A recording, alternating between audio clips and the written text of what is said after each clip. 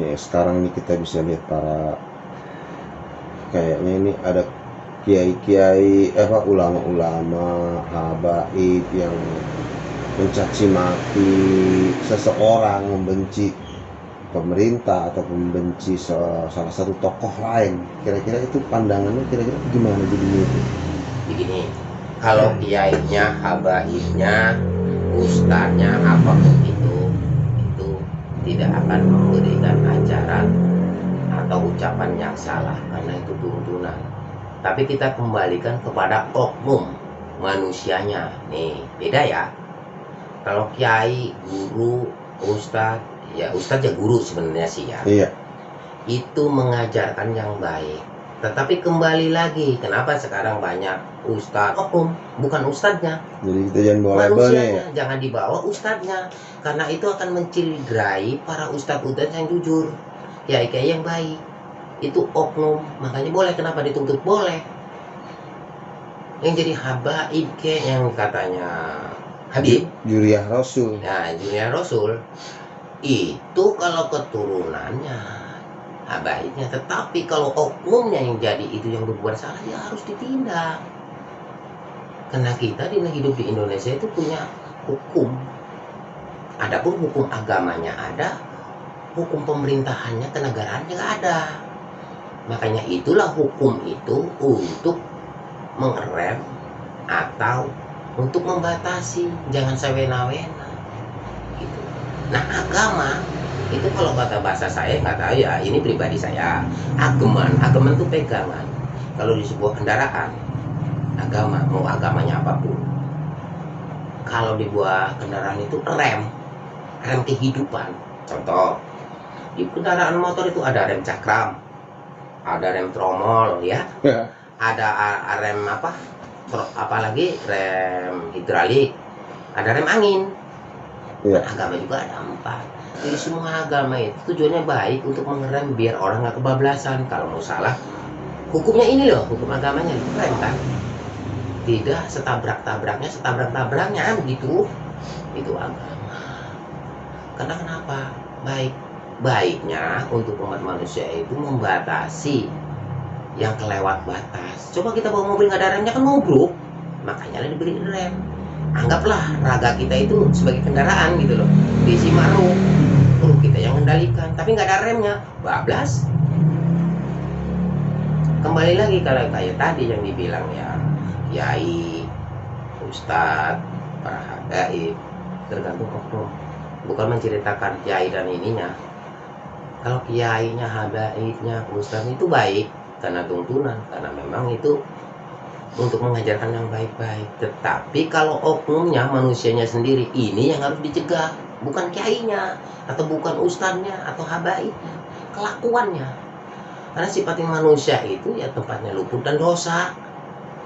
Yang itu yang harus dijaga. Kalau merasa jadi kiai harus yang baik-baik, karena akan ditiru, akan diikuti, diteladani oleh bawahannya yang ngikuti, ustadznya, muhababinya. Lah kalau yang kasar nggak mungkin, paling dicemoohin. Yang dicemoohin apa? Bukan habaibnya, tapi oknum orangnya yang salah kaprah gitu loh. Itu maksud saya. Iya, itu kan saya lihat pada awal-awal itu seorang Habib mengatakan, ternyata begitu ada fakta-fakta lain, ternyata ucapannya itu tidak benar ya. Ternyata apa yang diucapkan itu ternyata berbentuk fitnah setelah kita tahu beberapa bulan, berapa tahun dari ucapannya gitu kan. Pejabat lah katakan, pemerintahan.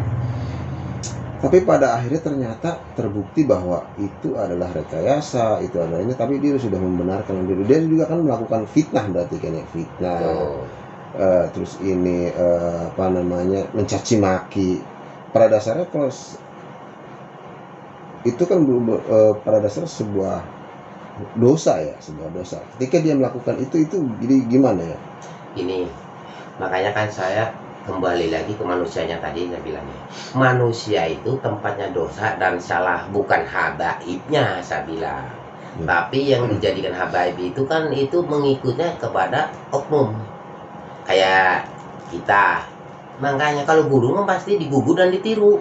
Tetapi pribadi oknum manusianya tadi yang bejat, yang itu yang harus diadilin, bukan ustadznya. Kalau ustadz baik, guru baik, Sebuah gelar ya. sebuah gelar kan itu.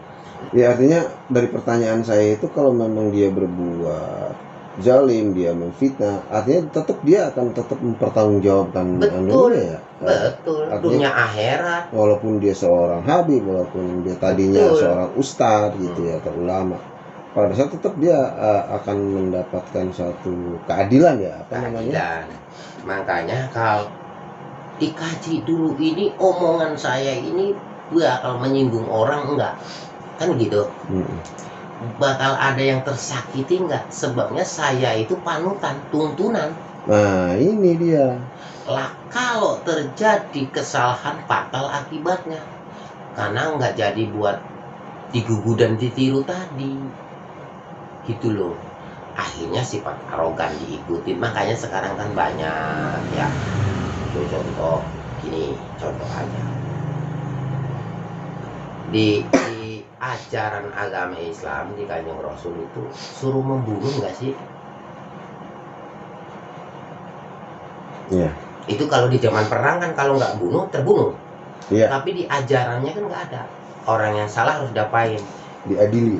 Diadil. Dan tidak ada Kanjeng Rasul mengajarkan kalau bunuh diri itu syahid.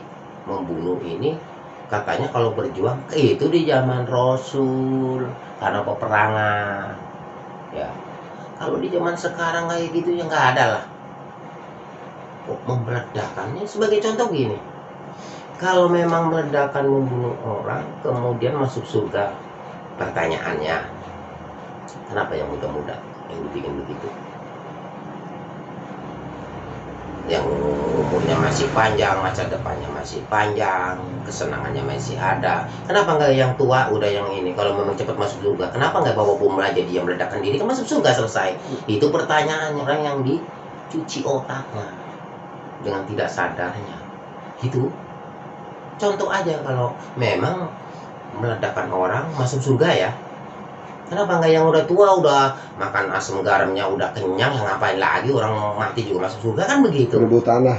Nah, kenapa nggak dia yang lakukan? Malah yang muda-muda umur belia dikawini suruh bawa bom nanti kan jedet. Apakah ajaran muslim? Kan tidak. Kanjeng Rasul nggak mengajarkan begitu. Sebutnya kayak rahmatan lil alamin, belas asih, mengayomi, tidak membenci satu sama lain. Kenapa begitu? Apakah benar itu? Pertanyaannya begitu kalau saya. Apa kalau menujunya kepada Kanjeng Rasul kan nggak begitu? Di zaman Nabi nggak ada bom lagi ya? Nggak ada bom. Ada pedang Adanya doang. pedang, Zulfikar, pedangnya Kanjeng Rasul. Terus ngajar-ngajar gitu dari mana dapatnya? Terus Islam di kita itu ajaran wali songo, beda dengan di Arab. Kalau di Arab diturunkan di sini, wali kita udah mengajarkan begini. Karena di zamannya ngambil Hindu Buddha itu luar biasa. Kenapa pakai wayang? Jadi zaman wali juga berdebat masalah wayang itu Sunan Kalijaga. Tetapi kenapa? Demi menarik orang itu dengan caranya, melalui budaya. Maka tertariklah. Bayar katanya. Bayar dengan apa? Bukan dengan uang. Bayarnya dengan 2 kalimat syahadat. Asyhadu alla ilaha illallah wa asyhadu anna Muhammadar Rasulullah. Apa nggak hebat itu? Cara pelan pasti. Tapi nggak ada gesekan. Nggak ada gesekan, nggak ada pertempuran, pertumpahan darah. Nah, cara wali yang kita harus ikuti. Contoh ceramah lagi. Ada sebagian yang bukan kiainya ya, dan saya bilang oknumnya. Ada miftah ini ceramah di tempat-tempat lokalisasi atau tempat-tempat yang buruk lah ya, maksiat. Saya bilang betul nggak harus di sana, kata saya. Itu saya acung jempol, bagus. Gus Miftah ya. Ya Gus Miftah. Ada sebagian yang oknum itu ngomongin gini, ceramah di tempat kayak gitu kenapa nggak di masjid? Kalau bagi saya gini, mengajak seseorang yang belum tahu jalannya itu wajib hukumnya. Tetapi bisa juga mengajak orang, wajib nggak wajib hukumnya. Kalau orang udah tahu jalannya, ngapain diajak, ditunjukin, kan udah tahu jalannya ke sono gitu loh. Kalau orang jalan, mengenalkan seseorang yang belum kenal, kayak ente tadi mengenalin saya sama si Dani, kan belum kenal, wajar dikenalin. Kalau saya sudah kenal sama si Dani, ngapain juga ente ngenalin saya, kan udah kenal. Begitu juga si Miftah itu mengenalkan sama Allah. Orang-orang mereka tuh belum kenal, wajib nggak hukumnya mengenalkan, memberitahukan? Wajib. Bang enak kalau ceramah di masjid mah udah tahu, kok nggak usah dikenal-kenalin, udah kenal. Tapi yang paling berat tugas mulia itu, dakwah itu yang begitu. Kalau nggak terima golok, pulang diancam, kayaknya orang nggak suka. Karena memang berjuang untuk mengenalkan itu ya begitu. Zaman wali gimana dulunya begitu. Tempat ini didatangi, tempat itu didatangi. Nah ini, yang pahamnya salah, itu disalah-salahkan. Jujur kata saya yang benar, mengenalkan orang yang belum kenal. Untuk apa kita mengenalkan orang yang udah kenal? Udah kenal kok dikenal-kenalin. Paling iya ya, kita udah ketemu. Kalau bahasa umumnya gitu loh ya. Kalau belum kenal, kenalin, saya Wandi. Oh itu kayak tadi misalnya ngomong Dadi, kan belum kenal. Banyak juga, ya kita nggak boleh menghina juga agama lain. Kalau kita diajarkan kan gitu ya, orang kita ya khusus. Mau Buddha, Hindu, Islam, Kristen, karena semua itu bibitnya ya dari satu. Kalau kita menghina karena dia bertuhan, menghina dengan agama si A, yang mengadakan siapa? Kalau Allah nggak ngizinin, nggak bakal wujud itu agama, kan gitu. Kalau kita menghina orangnya, berarti menghina yang buat agama siapa? Allah. Berarti sama aja kita menghina Allah kita sendiri. Kayak itu ciptaannya. Nah ya, balik lagi kalau kita menghina Allah kita, berarti sama dengan kita mencemooh diri kita sendiri. Awas, hati-hati. Itu bahasa itu loh. Makanya disuruh rukun itu apa sih? Makanya Kanjeng Rasul diturunkan untuk menata umatnya Rasul ke sini. Jadi bermacam-macam umat.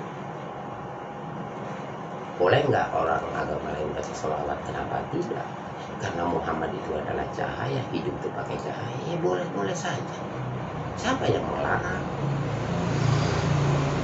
Sholawat? Enggak ada. Dibilangin ini nggak boleh, nggak ada kan? Boleh. Ya syukur-syukur agama lain terbersih, tergugah hatinya dengan sholawat tadi. Kan sedih itu sholawat ya, mengingat diri kita, kemudian akhirnya masuk ke dalam kolbu kita, sedih, akhirnya berbalik. Ya insya Allah kan ngikutin ajaran yang sebenar-benarnya itu loh. Sebenarnya Islam itu rahmatan lil alamin, tidak menghujat, tidak menghukum, tidak mencaci maki, tidak. Karena apa? Udah Bismillahirrohmanirrohim awalnya itu. Lihat kan welas asih Rohman Rohim. Kalau udah welas bagaimana? Kagak mencaci, menyayangi sebenarnya.